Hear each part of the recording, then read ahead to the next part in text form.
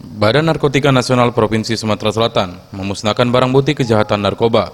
Barang bukti narkoba sebanyak 43 kg yang dimusnahkan ini didapat dari 4 orang pengedar yang ditangkap di 2 TKP saat hendak mengedarkan di kota Palembang.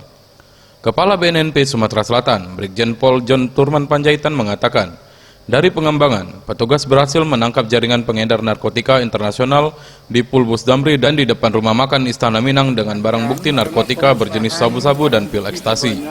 43 kg sabu yang kita tangkap di 2 TKP dan waktu yang berbeda.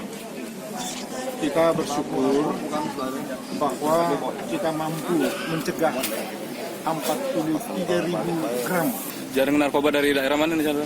Ini sudah kita sampaikan pada waktu penangkapan kemarin, hari ini hanya kita pemusnahan. Tapi yang jelas ini adalah sindikat internasional dan narkotiknya itu dipasok melalui jalur laut dari luar negeri, yakni persinggahannya dari tetangga negara kita yaitu Malaysia.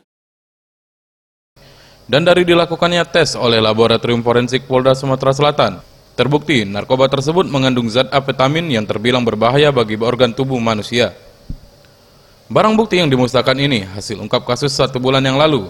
Atas perbuatannya, keempat pengedar narkoba ini dikenakan pasal berlapis 114, 112, dan 132, pengedaran narkoba dengan cara berkolektif, dengan ancaman hukuman maksimal seumur hidup.